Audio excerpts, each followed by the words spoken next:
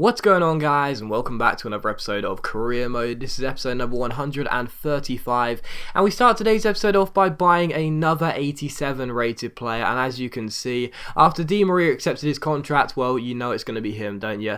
We put in a bid of £20 million for Angel Di Maria, and Manchester United said yes. So to me, I thought, £9.5 million under his valuation.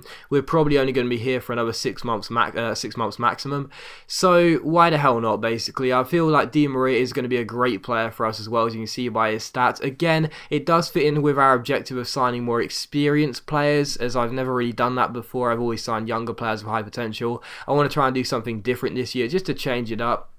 So the 30-year-old comes in, and again, it is worth mentioning, I read some comments on the last episode when we signed Wayne Rooney regarding the fact that a few people said it was kind of pointless because, in a couple of seasons, he'll probably be like 85, 84 rated. He's going to start to decrease ASAP. But as I've mentioned like 56 times now, we're only going to be here for the next 6 months, so that really doesn't bother us. Not to mention the fact that if we sign these players, we can use them at their peak, which they are right now, and also when they retire, West Bromwich Albion will most likely get their regen. So, imagine the regens coming out of this club, Di Maria and Rooney as well, and Joe Hart too, and a couple more players as well. That's going to be absolutely crazy. So yeah, that's why we signed Di Maria. And again, I do take the point on board that those players will eventually start to decrease in stats, not before long.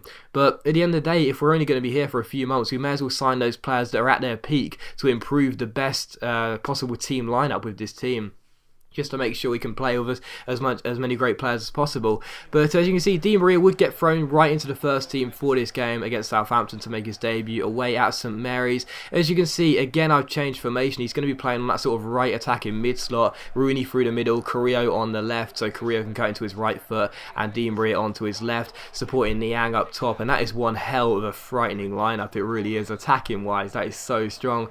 But still, first chance fell there, and Wayne Rooney was denied his first goal for the club by a good save by Fraser Forster. But after the corner was cleared, Walcott put the ball into the box with the shot. Fraser Forster spilt it, and Wayne Rooney did indeed get his first goal in a West Bromwich Albion shirt, pouncing on the rebound and making it Southampton 0, West Brom 1, as we celebrate in front of the travelling fans. So Walcott's shot was pretty ferocious, but I feel as though Forster should have done a better job, really. And in the end, Rooney has a bit of a tap in as he makes it 1-0. So Southampton 0, West Bromwich Albion 1. We take the lead here at St Mary's. And 3 minutes before the break, Harrison Reed finds Dusan Tadic. Tadic back to Reed here. Reed back into the Serbian Tadic, and Tadic puts the shot just wide the post and behind for a goal kick. So Southampton trying to get themselves back on level terms, but it was still 1-0. And on the stroke of half time here, Southampton give the ball away. Kevin Savanier robs his French colleague Morgan Schneiderlin, drills in a cross, and in the end, I thought Niang got his first goal of the season, but instead it's Florian Gardos who puts the ball into his own net, and it is 2-0 even to West Bromwich Albion. So Florian Gardos, or used to be known as Florian Gardo _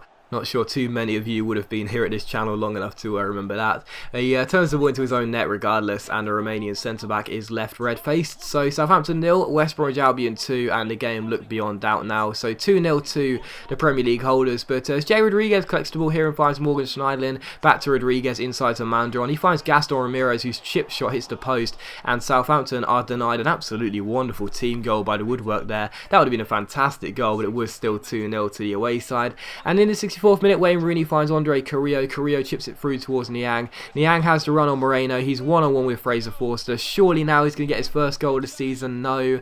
Fraser Forster makes a very good save and keeps it at 2-0. So Niang still searching for his first goal of the season there, and it is still 2-0. And in the 72nd minute, Morgan Schneider is on the ball for Southampton. He crosses the ball in. Gaston Ramirez flicks it back, and Jay Rodriguez's shot is parried by Hart. And again, well, I have to say, the goalkeeper doesn't really do a good job there. I mean, Fraser Forster probably at fault for the first goal. Hart seemed to be at fault for that goal as well.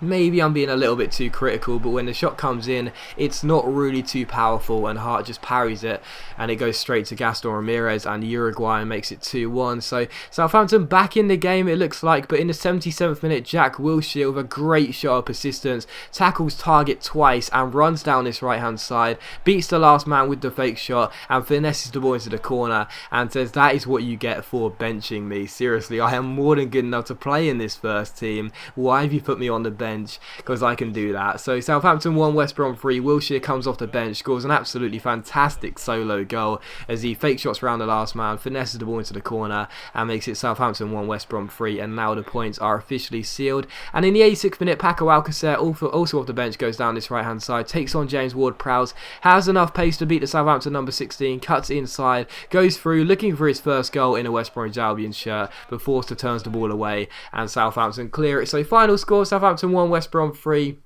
We get our first win of the season, and we deserved the win as well. We played better than Southampton. They did quite well. They hit the post as well. They did look a bit threatening here and there, but we had a lot of chances. We should have won the game by at least 2 or 3 goals, and we did. We won it by 2 goals. Southampton 1, West Brom 3, and good to get our first 3 points of the season.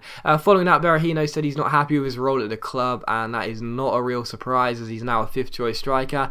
And also, finally, after a very long time, Jason Davidson is going to leave the club. He's been on the transfer list pretty much since day one, and Watford have come in and said, come to Vicarage Road, Jason, we'll love you like Docs never will, and it looks like he is on his way to Watford. So the Australian left back is finally going out of the club, and again, I don't think he's a bad left back or anything. It's just he's 69 overall, 27 years old. He's clearly not going to grow any more ratings, and he's never going to get in the first team as there's 3 left backs ahead of him. So, well, 3 or 4 I think now. So yeah, there's no point in him staying here, and finally he is indeed going to leave the club. Following that, we had the second and final game of today's episode here against Hull City at home at the Hawthorns. So on the back of that win against Southampton, looking to make it 2 wins from 2 here.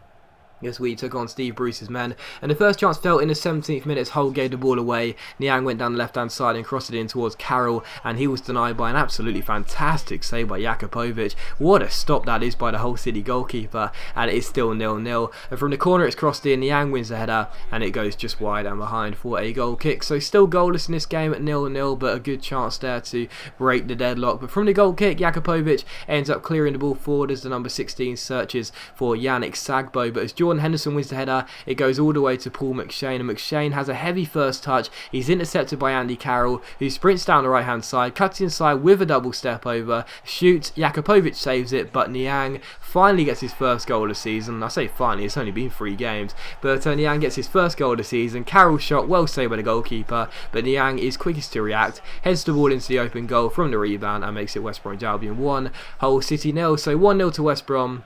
And in the 26th minute here, after a long throw by Walker is cleared away, Henderson wins the header, Creswell strikes it on the half volley, it's blocked by Huddleston, but it goes all the way across the penalty area, finds Andy Carroll at the far post, and Carroll turns it in and makes it West Brom 2, Hull City 0. So another sort of rebound / ricochet goal, but it's a goal regardless. Carroll makes it 2-0, and 27 minutes in, you feel as though the game is probably already done now, because Hull weren't doing much up until this point, and we were just dominating and looking to score as many goals as possible. So Andy Carroll makes it West Brom 2, Hull City 0, and in the 29th minute here as Wayne Rooney's on the ball, he finds Aaron Creswell to Niang, quick little back heel to Paco Alcacer, back down the left hand side towards our French forward and by Niang, cuts past his man, crosses the ball in, Carroll wins the header, and again Jakupovic makes a very good save and keeps it at 2-0. So Jakupovic, a very busy goalkeeper, as you can see, just half an hour in, had already had to deal with 7 shots, and there's the 8th attempt on target there. Another great save by Jakupovic as he keeps it at just 2-0. So an awful lot of chances, but only 2 goals to our names so far. But in the 37th minute, as Hull give the ball away, we go on the break. It's a great chance for a 3-on-3.